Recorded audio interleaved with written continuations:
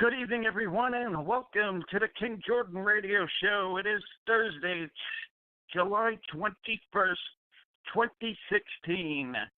Tonight on the show, we'll be discussing the Fox News CEO, Roger Ailes, who's been in the middle of a lot of accusations, and now there's word that he has left the company indefinitely. We'll talk about that with our guest.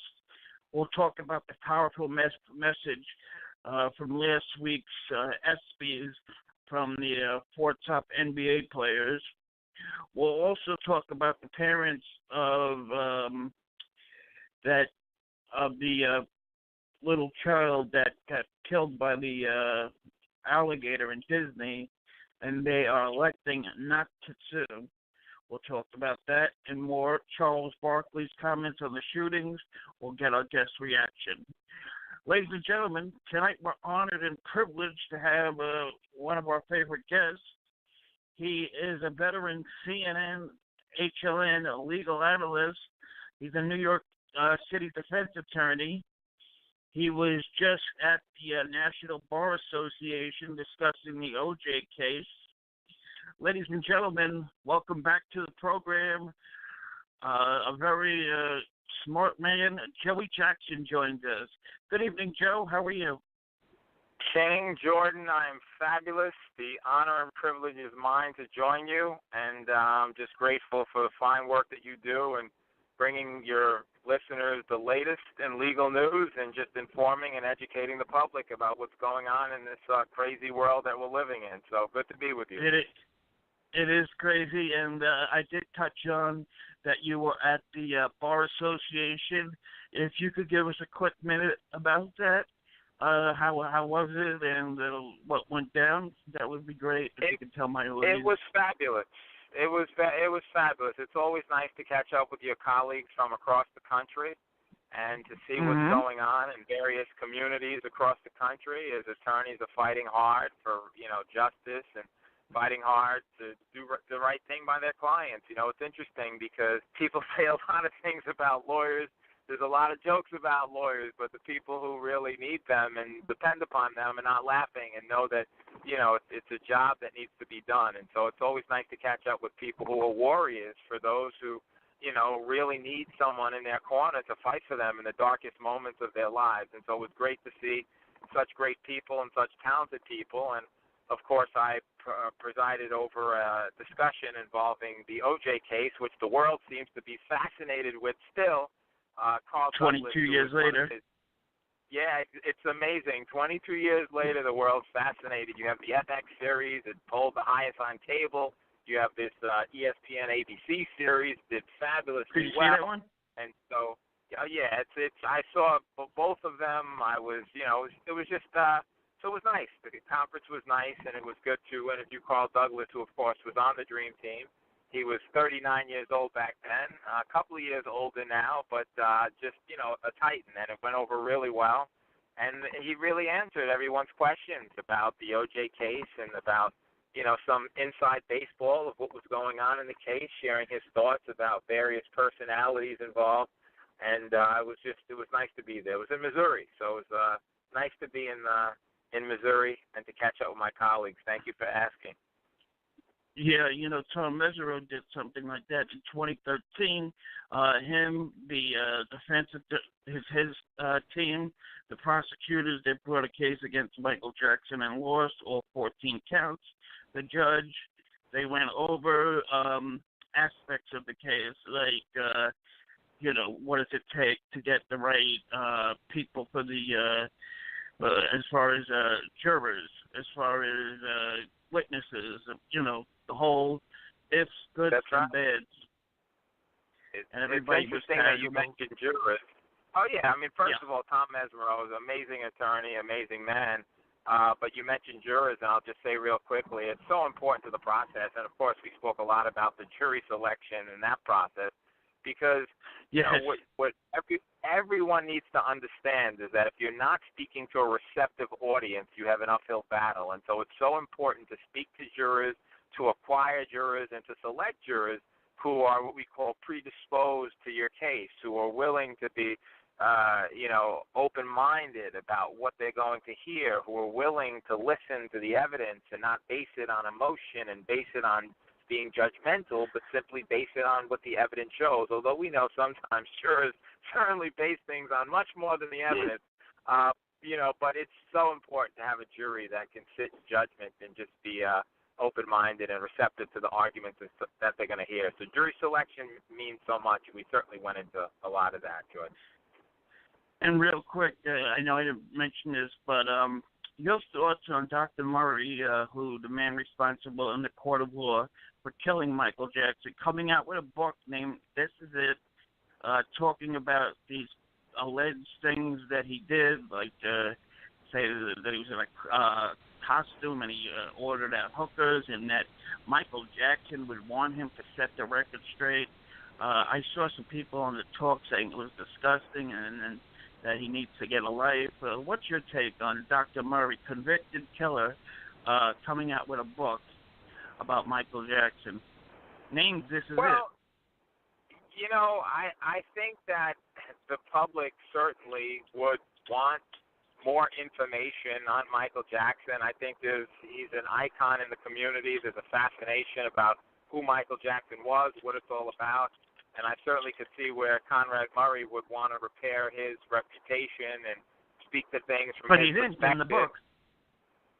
Yeah, I guess, in the final analysis, I never begrudge any more information being added to society. And so, while there will be multiple opinions about whether he should have a book, should write a book, should think about a book, his guilt, etc., I just think the reality is that I would never begrudge more information being extended to the public so that we can be more educated and make our own judgments as to what happened, what did happen, who's right, who's wrong, etc. So I say that's my ruling. Okay. Another person who has a strong opinion is Sir Charles Barkley from Alabama. Now, let me play you this cut, and I want to get your take. Basically, he covers everything. The cops have made some mistakes. That don't give us the right to riot and shoot cops. We need the cops, especially in the black community. We as black people, we've got to do better. We never get mad when black people kill each other, which that always has bothered me. It has always bothered me. And then somebody's going to scream like, well, you can't change the subject. Well, first of all, I've never changed the subject. I've always said we as black people, if you want respect, you have to give each other respect. You can't demand respect from white people and the cops if we don't respect each other. So we got to do better as black people. The cops have made some mistakes. But there's a lot of blame to go around. But I'm not going to get on TV and yell like all these other idiots but I'm willing to sit down with anybody and have a constructive criticism. I always tell myself as a black man, am I part of the problem? Am I part of the solution? And if I'm out doing illegal stuff, stupid, I'm part of the problem. If I'm helping young black kids go to college like I'm trying to do, if I'm giving money to causes to help young black men get it, I know I'm part of the solution. I'm not perfect. I'm not trying to be perfect. But you have to ask yourself, are you part of the problem or are you part of the solution? I respect and admire what cops do. My bodyguard is a cop, a black cop. We talk about situation all the time. And one of the problems with this stuff on the media, all these people are Monday morning quarterbacks. And you know what they are, Dan? They're Monday morning quarterbacks because they don't have the stones to play on Sunday. Everybody say what I would do or what I should do. I think some of these cops are panicking under pressure. Because I had a real in-depth conversation with my bodyguard about the gun thing in Minnesota. Dan, I'm a gun guy. And he always warns me, he said, do not put your ID where your gun is. He says, what I think, and I'm not saying, he says, I don't know whether we think the cop is right or wrong. First of all, everything is happening in fast motion. Everything's happening. Everybody get to sit back and see what happened. He says, what I think happened was that cop said, can I have your ID? And then the next thing he said was, I have a gun, and he reaches. and I think the cop just panicked. I know, but Charles, they're more likely to panic around black people because there's a fear of Dan, black because people. in fairness, some black people out there, they are crooks. Now, you can't sit there and act like all the, first of all, I'm saying in that situation, there's a reason, there's some, and I'm not saying that's right either. There is some reason why there's racial stereotype, because some of these black people out there are committing crimes. Let's don't sit there and act like all our hands are clean. Let me say. But Charles, that you can't be profiling like that. I understand. These guys they're dealing with criminals every day, and that's easy for you to say. And like I say, I'm not saying they should racial profile guys. I'm saying that's wrong. But I'm saying we can't jump to conclusions every time like it's because a guy is black. First of all, there is racial profiling. There's always been racism. First of all, there's racism on both sides. Let's get that straight. But to just assume, first of all, if you go back and look at that thing in Louisiana, I think those cops clearly overreacted. But there's no doubt in my mind, if I'm fighting with a guy and I hear somebody scream gun and I got a gun, I'm going to shoot the guy. And like I say, the cops probably did overreact in both situations. But we got to look at the big picture. Let's work with the cops because we need the cops, Dan. If it wasn't for the cops, we'd be living in the wild, wild west. And let me get this straight. Cops have made mistakes.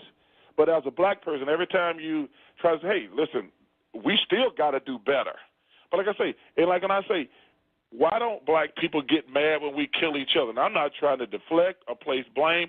That's just a fact. That's not true, Charles. It is true, Dan. Why don't, Dan, first of all, you're not black. I know I'm not black, but that's not true that black people don't get mad that other black people are killing black people. That's not true. We don't have near the outrages we do when a white cop kills somebody.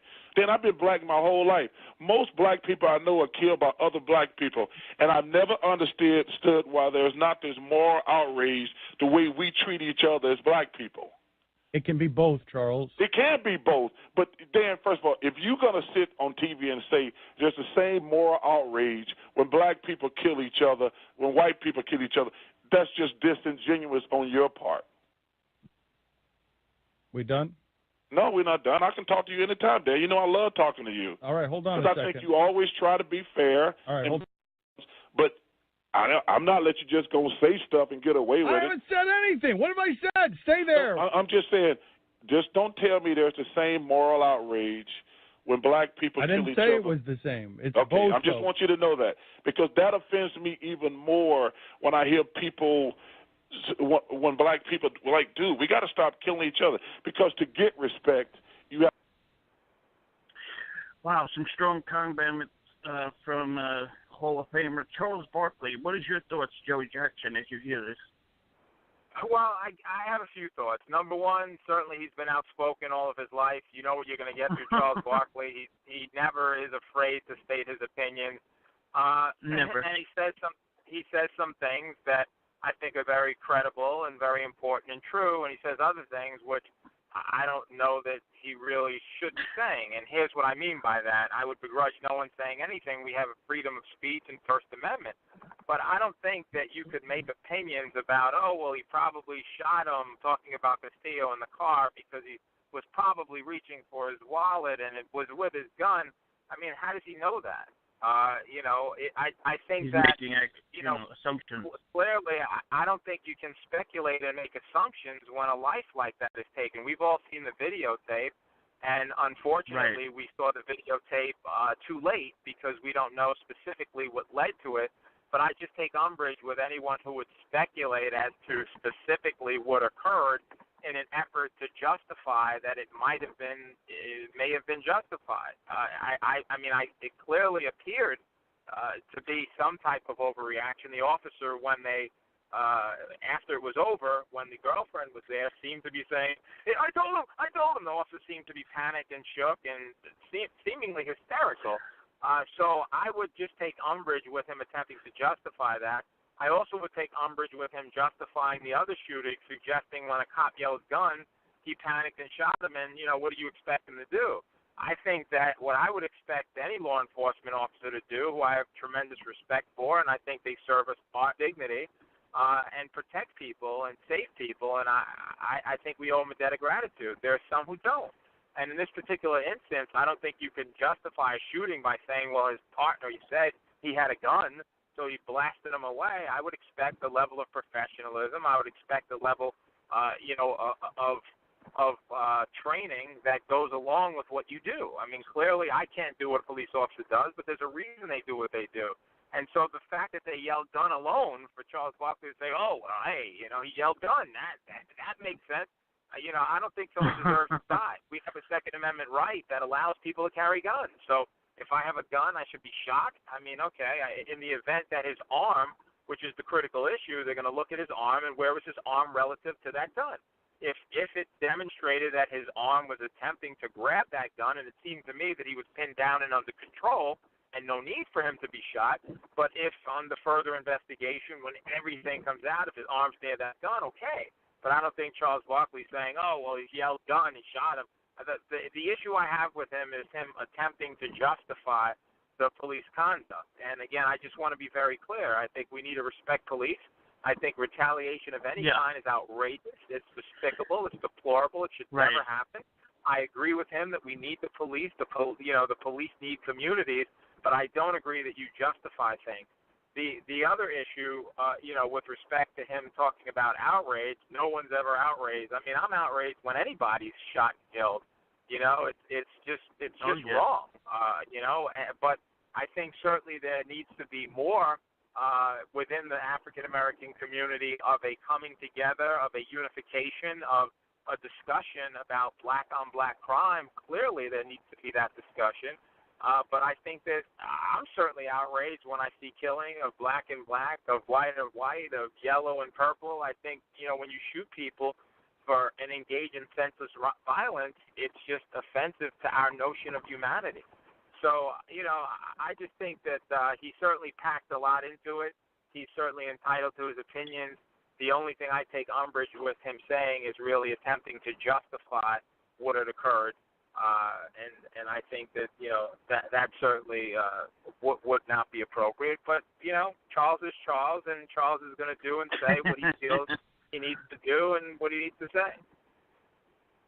Yeah, that's why he's been doing, like you said, all his life. And I guess what I'll take out of it from your standpoint is some of the things you agree with and some of the things you don't so much agree with. Exactly. Precisely right. Remember, he was the one who said, I'm no role model. I'm not a role model. That was years ago, if you remember that. Yes, that commercial, right, absolutely. And speaking of unification, last week at the ESPYs, Chris Paul, Carmelo Anthony, Dwayne Wade, and LeBron James, for the first few minutes, opened up the show with a message about guns. Here it is. I want to get your take on the other side. Tonight is a celebration of sports, celebrating our accomplishments and our victories. But in this moment of celebration, we ask to start the show tonight this way. The four of us talking to our fellow athletes with the country watching, because we cannot ignore the realities of the current state of America. The events of the past week have put a spotlight on the injustice, distrust, and anger that plague so many of us. The system is broken. The problems are not new. The violence is not new. And the racial divide definitely is not new. But the urgency to create change is at an all-time high. We stand here tonight accepting our role in uniting communities to be the change we need to see. We stand before you as fathers, sons, husbands, brothers, uncles, and in my case, as an African-American man and the nephew of a police officer who was one of the hundreds of thousands of great officers serving this country.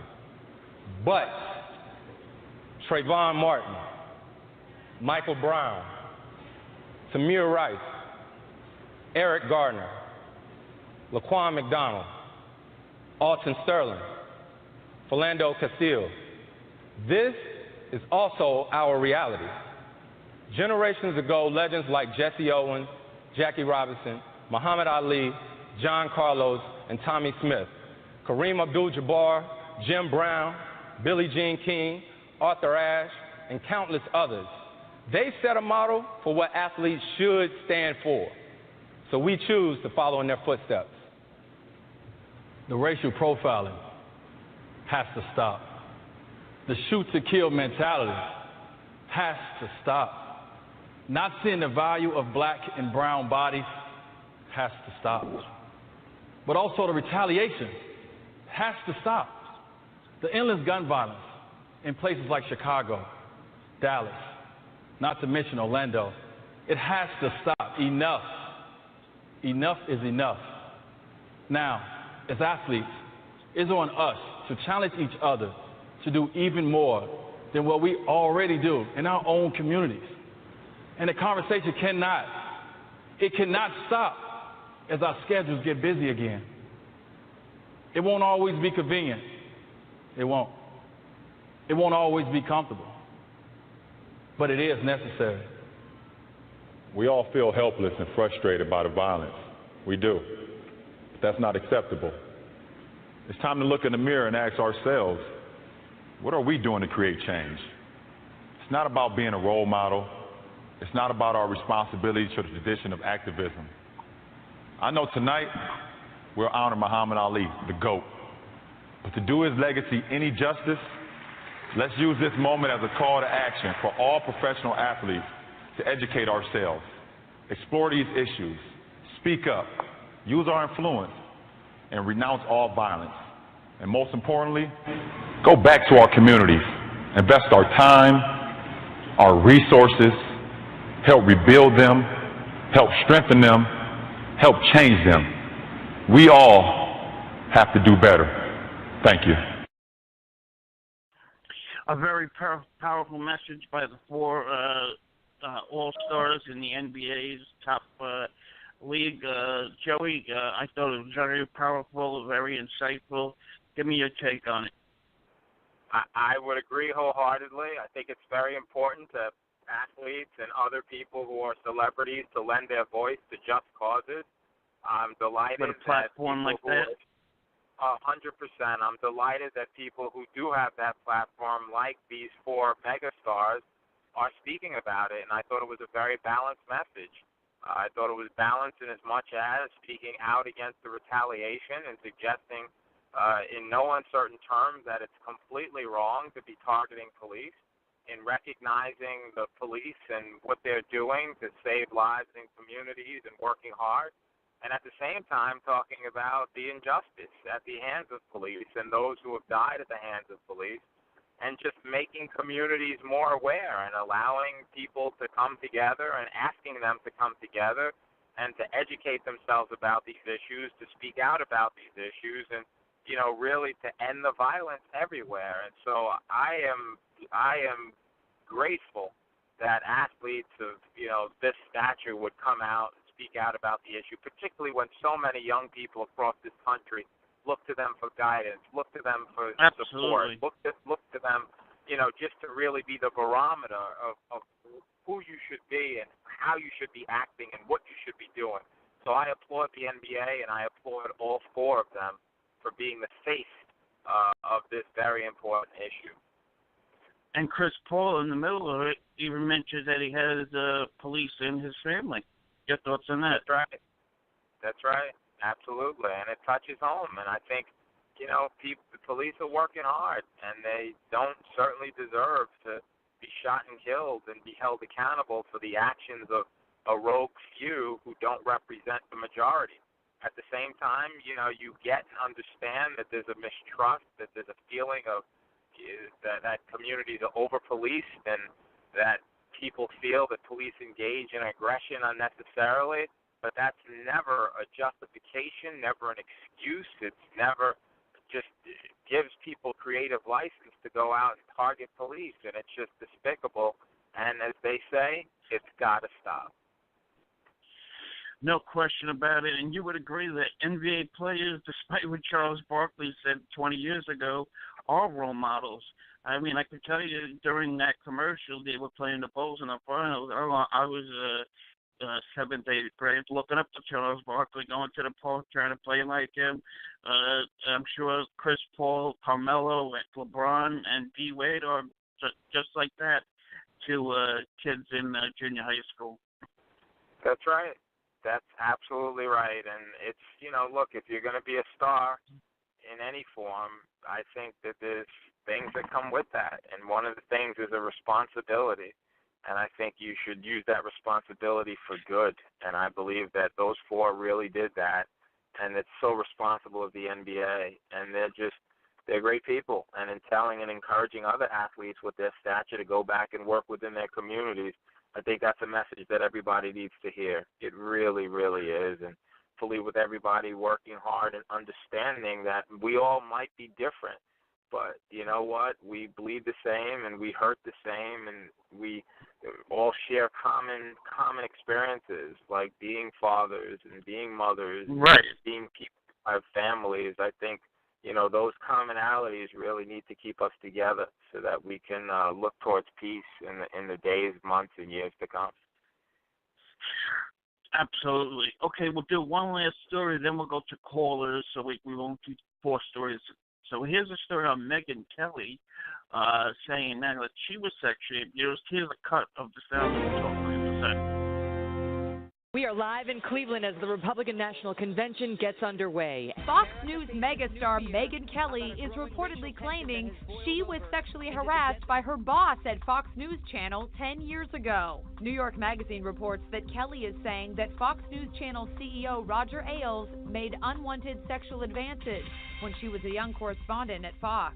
At the Republican convention, we caught up with journalist Gabriel Sherman, who broke the story. It means that Roger Ailes, the larger-than-life head of Fox News, his future is now in doubt. The Murdoch family that owns Fox News has given him an ultimatum that he needs to resign from the company by August 1st, or he would be fired for cause. Mr. Trump. 45-year-old Megyn Kelly became a TV icon after confronting Donald Trump in his first debate. You've called women you don't like fat pigs, dogs, slobs, and disgusting animals. Your Twitter account... Only Rosie O'Donnell. She was featured on the cover of February's Vanity Fair as Fox News' brightest, toughest star. Megyn Kelly's allegations were reportedly made to a team of lawyers hired by Fox to investigate the claims that 76-year-old Ailes sabotaged the career of former Fox News anchor Gretchen Carlson because she rebuffed his advances. Carlson is now suing Ailes, alleging in court papers that he told her, "I think you and I should have had a sexual relationship a long time ago. Then you'd be good and better, and I'd be good and better." Ailes, considered to be the most powerful man in TV news, has denounced the charges. Gretchen Carlson's allegations are false. This is a... All right, Joey, as a defense attorney, do you look at the situation different maybe than the average person, in the sense that maybe Roger definitely didn't do this, maybe this is some kind of conspiracy, just maybe, because of your work, 2 decades plus as a defense attorney? I'm sure you've seen people in high situations try this. I'm sure you've seen people, though, also be, inappropriately accused, falsely accused.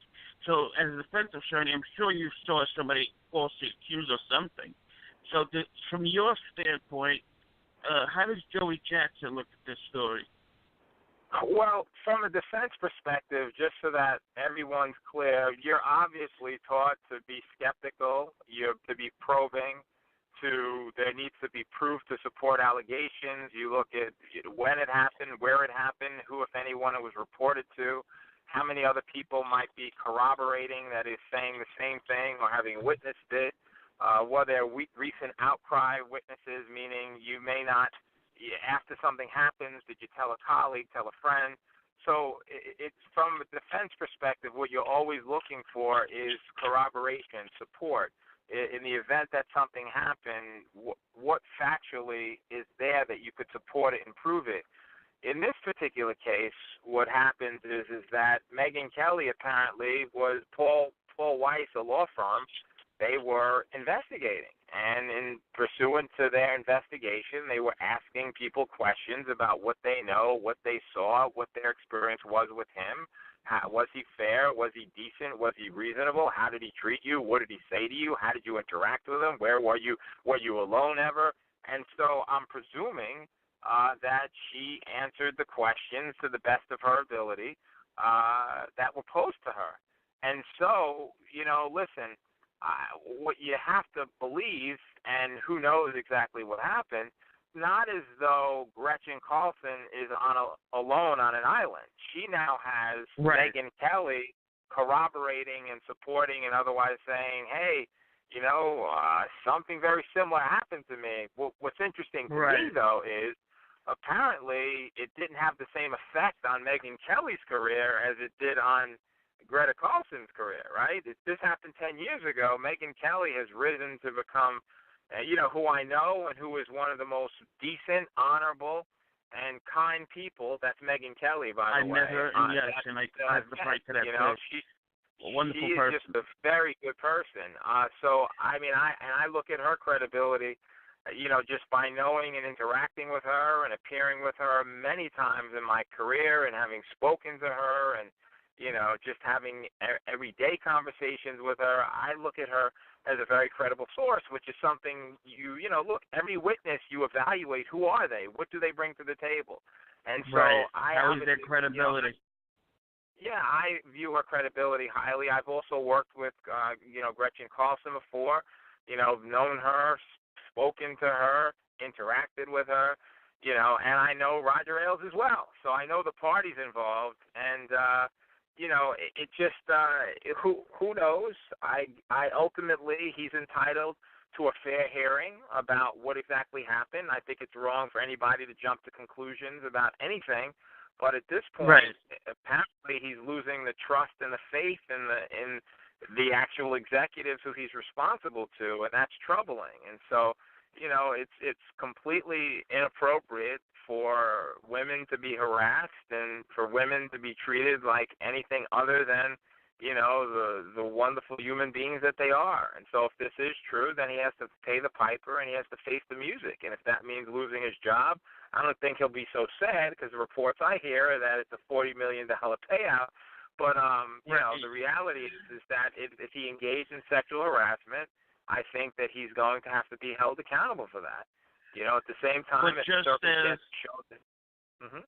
as somebody, as a high-quality person as yourself, gives a good write-up about the accuser here, Megyn, there are people aside, whether it's Greta Van Huston, whether it's Geraldo, people like that obviously work at Fox. And there are Kimberly something, I'm sure you know who I'm talking about. But Kimberly Guilfoyle. I know Kimberly Guilfoyle well. I know Geraldo well. My point is, he has some great people saying that he's a good person, just like you're a great person, and the other people are pretty good people, as far as I know, who's saying that Mr. Ailes is a good person. I think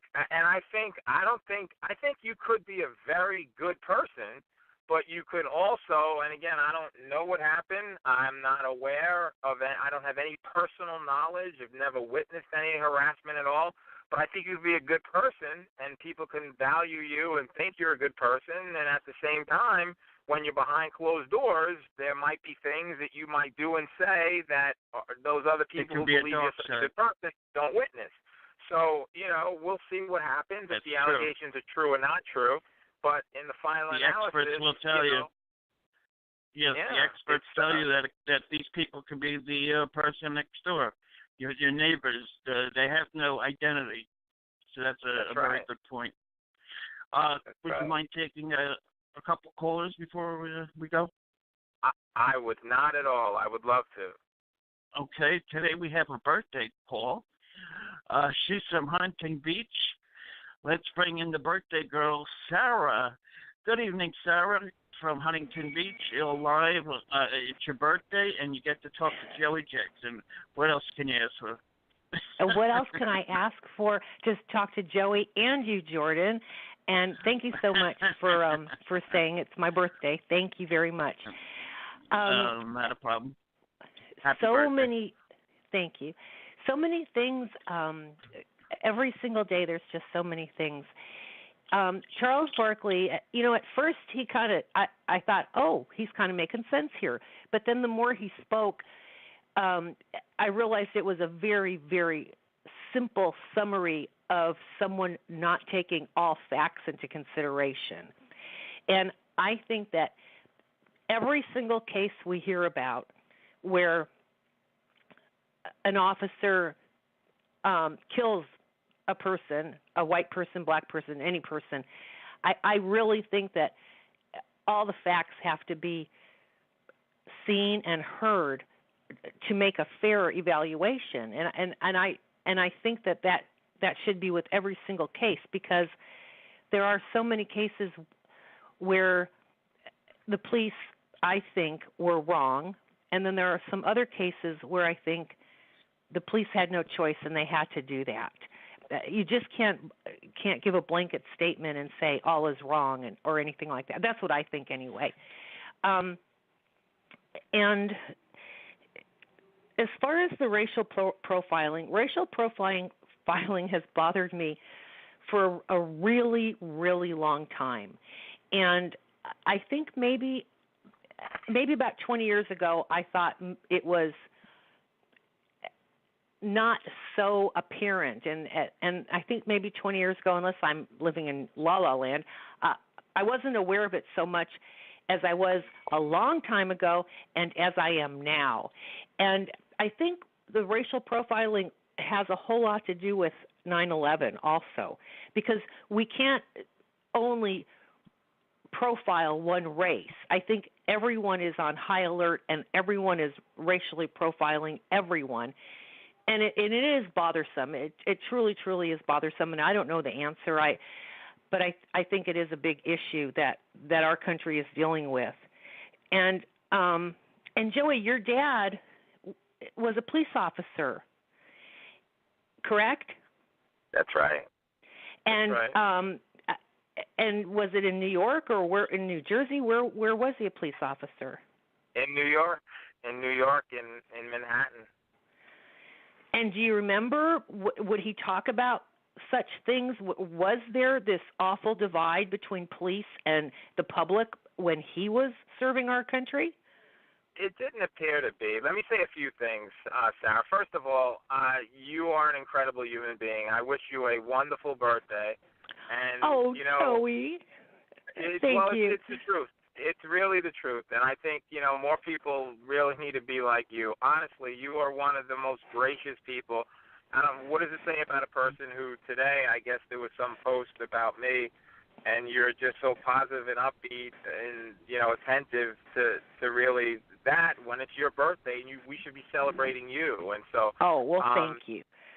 It's amazing. I hope to get to meet you one day. Listen, Sarah, my dad, when he was officer, he would share, and I was a little boy at the time, and I just remember the stresses and the strife that he went through and the various things that he would say occasionally about what it was like to be on the street. But he also told me one thing that was so important, and he said, all the things that I carry every day, a nightstick, I carry a gun, I carry a club, I carry whatever sprays and tools that he had. He said, the most important thing I have is my mouth to talk to people, to reason with people. Some you can, some you can't. But, in the event that you could diffuse a situation and calm a person down and have them understand I'm here to protect you, to serve you, to work with you, it allows people to be more at ease. And I think that's certainly what we need a lot more of. But I think these times are unlike times that I've ever witnessed, and I think much of that may indeed have to do with the fact that we have cell phones now, and the fact that because we have cell phones, we're capturing every moment, we're seeing everything, everything's highlighted, and so the media goes, and, we certainly run with it. So I'm not sure whether things have always been happening, and we just weren't capturing it like we do because everybody's a reporter, everybody has Twitter and Instagram and Facebook, and we can immediately allow the public to react. But I just don't know that the country, as a whole and the things that I'm witnessing now were as pronounced as I recall when my dad was doing his thing. And it could have been that I was a naive young boy at the time. But I just really think, Sarah, that we have to get a grapple around this, and we have to learn to respect each other, to love each other, to work with each other, and there needs to be some kind of, commonality of purpose. I think we have to respect and understand police have a very difficult job. And I think the police have to respect and understand that communities want to feel safe, and they need to be a lot more sensitive in terms of their interactions with other people. And just because someone's hair may be different and they may dress different and talk different and, respond to you differently doesn't mean that they're an axe murderer, that they mean you wrong. And so I think there's a cultural divide also that needs to be addressed. I just think that somebody, I just think somebody, because they might have dreads or they may speak in a certain language or use their, gesturing or whatever they do, they could be the sweetest souls. It's not that they're there to harm you. And I think that cultural divide it becomes really problematic. And it's important that police are trained adequately and responsibly to deal with it. But it's also important that that motorists respect and understand the job that police are doing when they're approached too. And so we need a conversation about it. We need a mutual respect about it. We need a mutual understanding about it. But most of all, what we need is an end to the senseless violence that's occurring, which is really becoming way too much to deal with. You're absolutely right. And the only other thing, I won't keep you because I know you have other people wanting to call in. Mr. Roger Ailes, or Ailes, I don't know how you say it. Isn't it just something that just every few months there's somebody that pops up and is accused of these things, and maybe he did those things and maybe he didn't, but it just astounds me that, for heaven's sakes, people, can you not behave yourselves if he did it? The other thing, Megyn Kelly, I read an article on Megyn Kelly, and apparently her complaint was that she thought a hug was inappropriate, and maybe it was. I don't know. People are so afraid now in the workplace to even hug someone for your, for your birthday or for a celebration of any kind. It's such a fine line that we're living in. And wow. Megyn Kelly, I'm sure you know this, Joey, she is also an attorney. Of course. Yeah, and I think that, well, gosh darn it, if anybody would know the rules of sexual harassment, she would. And anyway, I like I said, I don't have a pie in the bakery. I don't have a dog in the fight. I don't know whether he did these things or didn't do these things. But my question is, if someone, Roger or someone, does make what a woman would consider an inappropriate comment, and she rebuffs it right then and there, how could there be damage to her if she has rebuffed it? And could there be a case if she rebuffed it? The answer, Sarah, first of all, you're right. We live in a day and age where, people, you can't even give a hug. Believe me, if I saw you right now, it's your birthday, I'd hug you. I wouldn't care. So it's all good.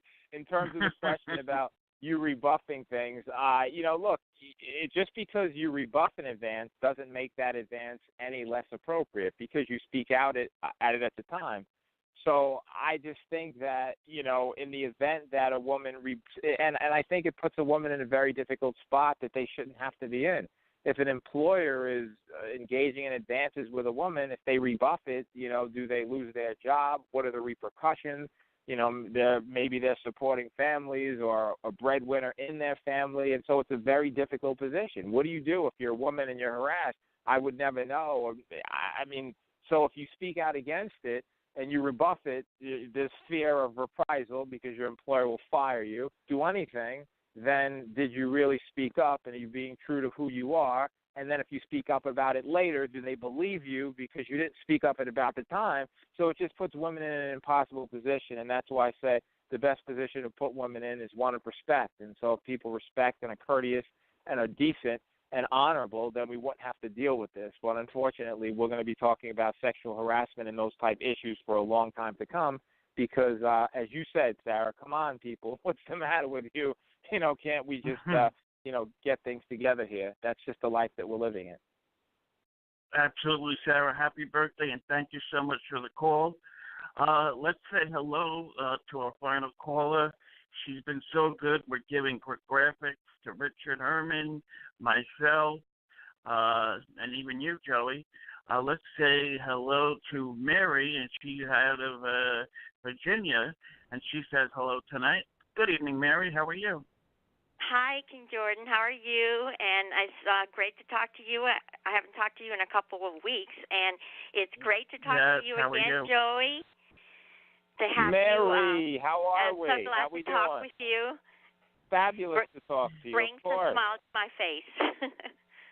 Thank She you. does an excellent job, Mary, of spreading the word that Joey Jackson will be on the King Jordan radio show. Yes, I do. I did. And, well, I'm not going to get into, the racial thing about this one way or the other. What I do want to talk in general terms is that we just all need to take a time out and choose love every single time instead of hate. And we need to work within the system to right every wrong. Amen. Because two wrongs do not make a right.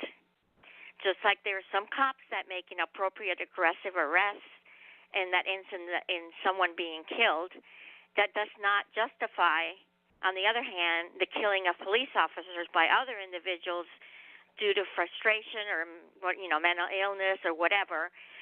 Think that it's okay to target police officers in another county or in another state.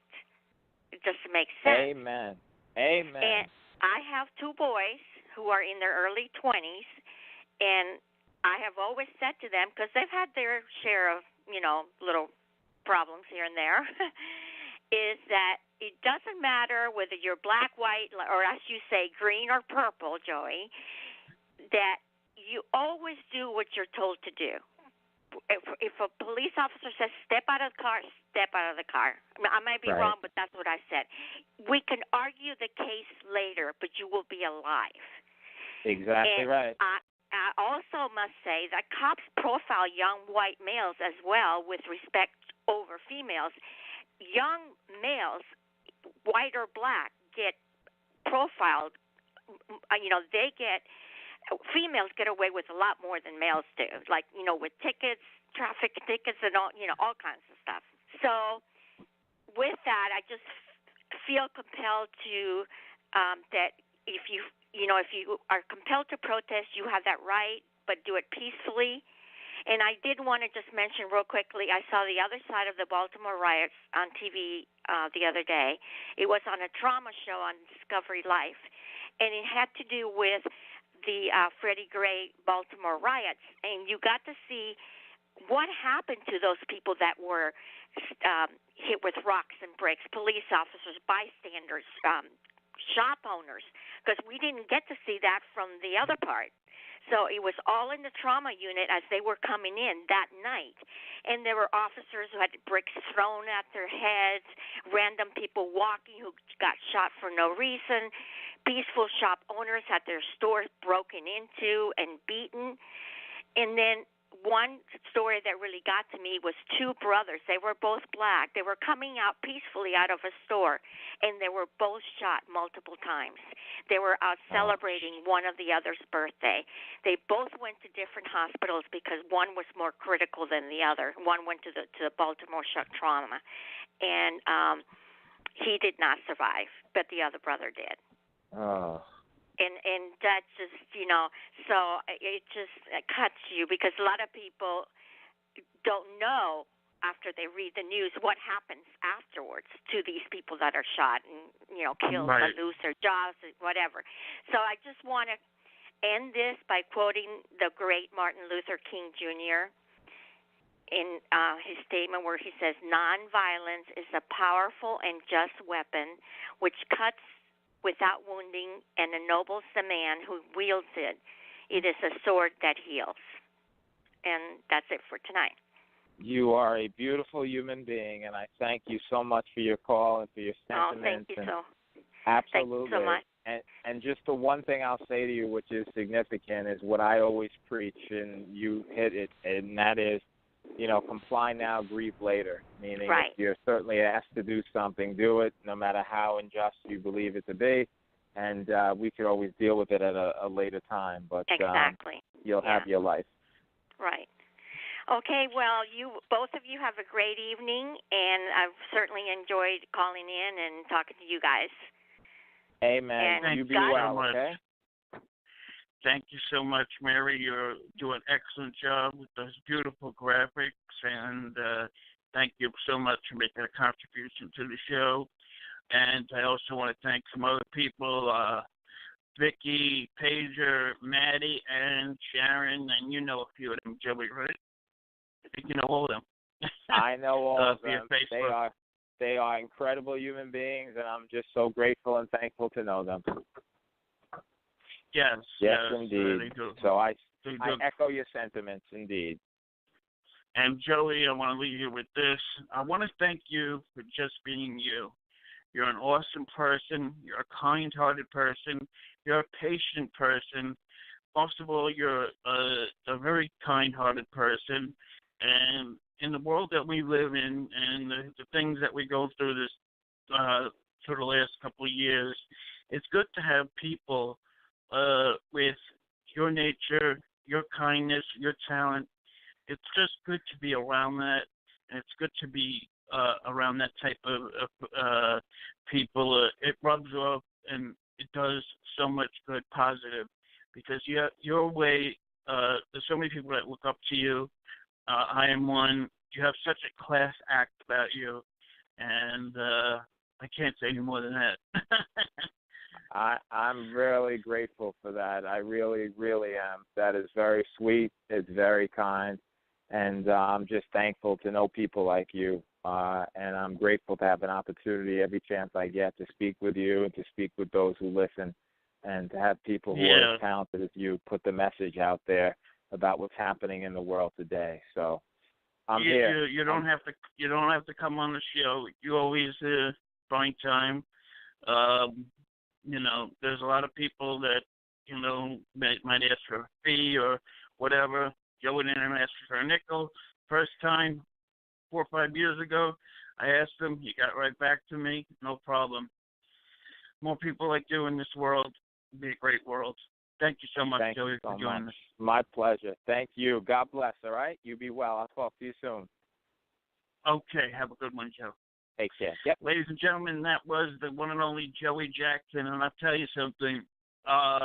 I tell him that we're only going to do 35 minutes, tops maybe 30 minutes, but he gives us an extra almost 20 minutes. So he is a great person, and I can see so much why you guys love him and continue to have fan support pages, and you always want to see him on TV, and rightfully so. So hopefully we'll get more Joey Jackson. He gave us an excellent show from talking about everything from the Conrad Murray to Barkley to the NBA players. It was a wonderful, wonderful show. But since it's Throwback Thursday, I'm going to leave you with something that my mom got me into when I was a kid. Maybe some of you listeners heard of it. It's the Carpenters on a Throwback Thursday night. Good evening. We'll see you next Thursday. Same time, same place.